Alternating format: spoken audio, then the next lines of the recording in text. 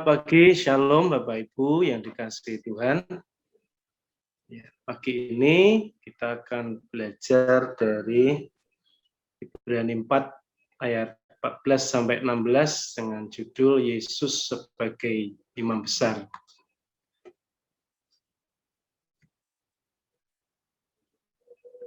Ibrani 4 ayat 14.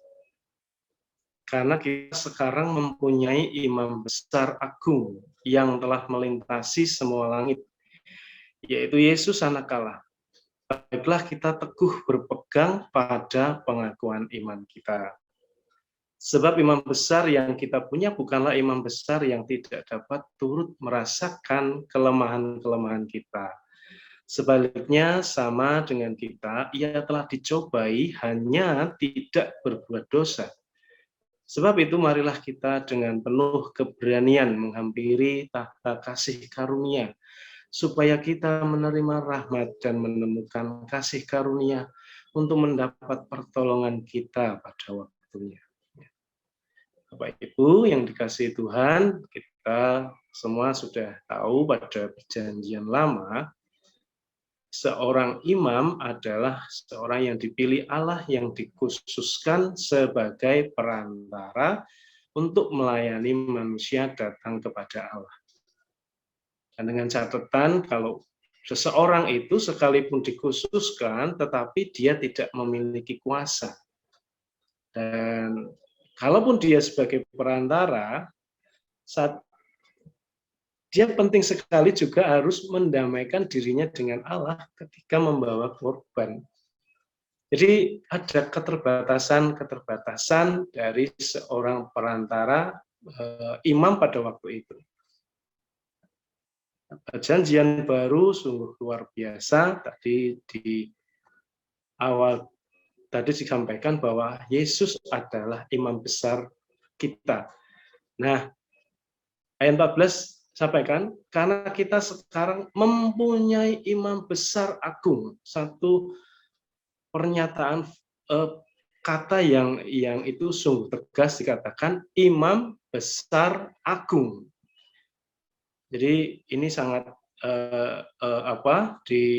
ditegaskan bahwa Yesus itu adalah imam besar dan agung yang telah melintasi semua langit, yaitu Yesus Anak Allah. Baiklah kita teguh berpegang pada pengakuan iman kita. Jadi Yesus itu disebut imam besar agung karena Yesus adalah imamat yang telah ditetapkan untuk selama-lamanya. Disebutkan dia adalah Alfa dan Omega. Yang kedua, dia tidak perlu mempersembahkan korban untuk pendamaian baginya sebagai imam. Dia telah mempersembahkan dirinya. Yang keempat, pengorbanannya lebih tinggi dari yang lain. Lalu disebut imam agung karena dia dipersembahkan sebagai korban sekali saja. Yesus disebut imam besar juga karena dia telah mengadakan pendamaian dan telah mengerjakan penebusan. Jadi kata imam besar dan agung itu menjadi milik Yesus. Luar biasa.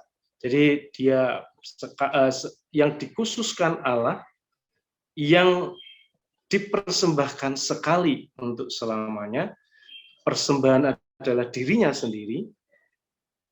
Dia disebut telah mengadakan pendamaian dan dia telah mengerjakan penebusan. Betapa luar biasa Yesus sebagai imam besar agung kita. Tadi disebutkan bahwa Yesus telah melintasi semua langit.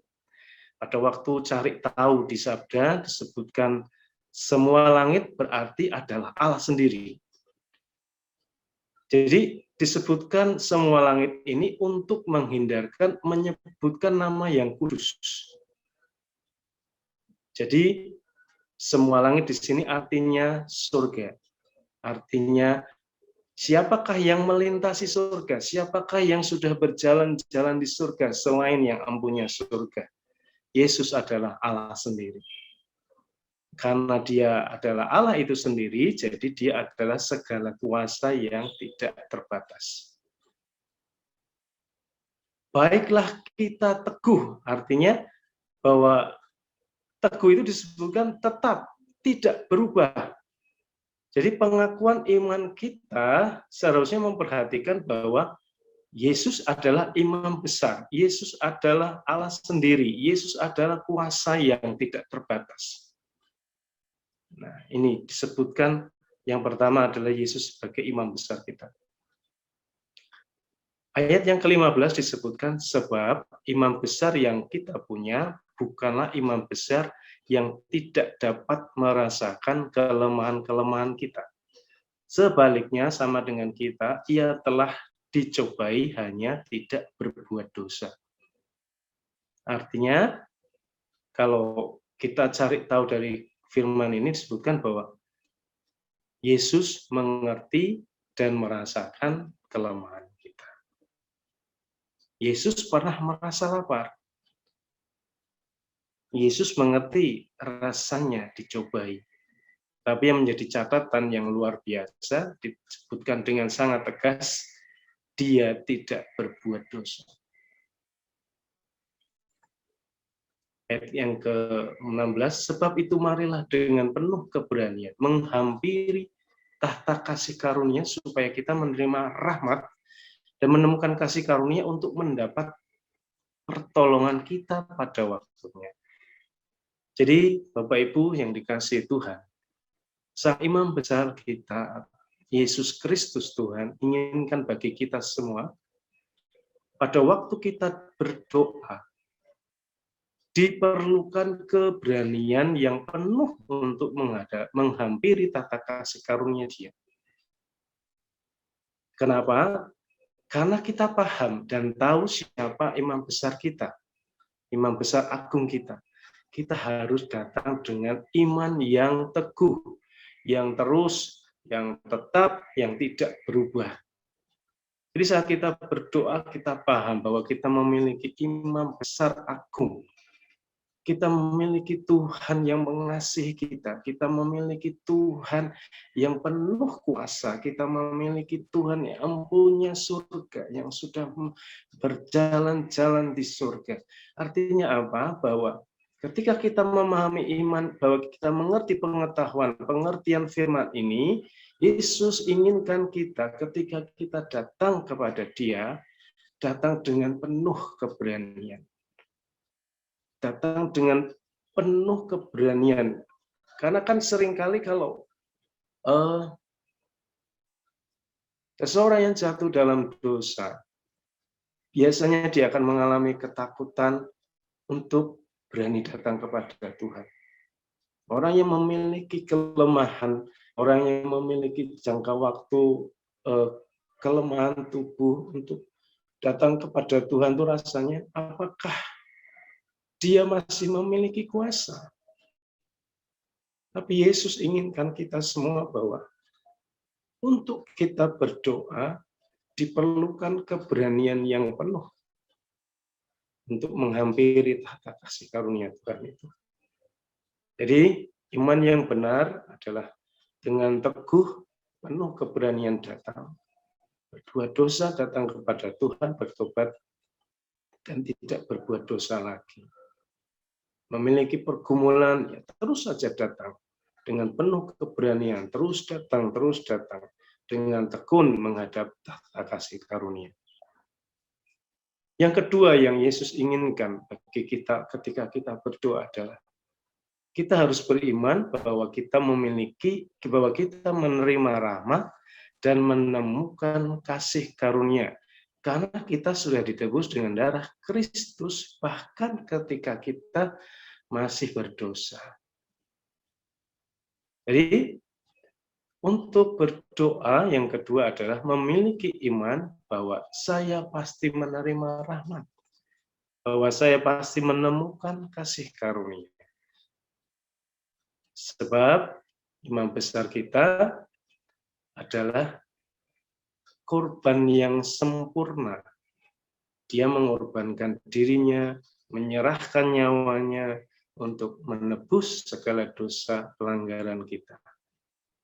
Hidupnya diberikan bagi kita. Artinya dengan iman yang teguh terus datang kepada Tuhan, bahwa kita pasti menerima rahmat-Nya yang besar. Yang ketiga, yang Yesus inginkan kepada kita saat kita datang untuk berdoa adalah kita memiliki iman bahwa kita pasti mendapat pertolongan pada waktunya. Di ayat 16 disebutkan, supaya kita menerima rahmat dan menemukan kasih karunia untuk mendapat pertolongan kita pada waktunya. Jadi terus datang kepada Tuhan, karena memiliki iman bahwa pasti ada pertolongan untuk kita pada waktunya. Jadi untuk kita bisa berdoa, kita harus memiliki pengenalan yang benar siapa imam besar agung kita. Untuk kita mengerti, memahami siapa Yesus itu sebagai imam besar kita itu, imam besar yang agung itu, kita datang dengan iman yang teguh karena memiliki pengertian yang benar. Kemudian bahwa kita memiliki iman bahwa ketika saya datang kepada Tuhan, saya pasti menerima rahmat. Yang ketika saya datang kepada Tuhan, saya memiliki iman bahwa saya pasti mendapat pertolongan pada waktunya. Amin. Mari kita berdoa.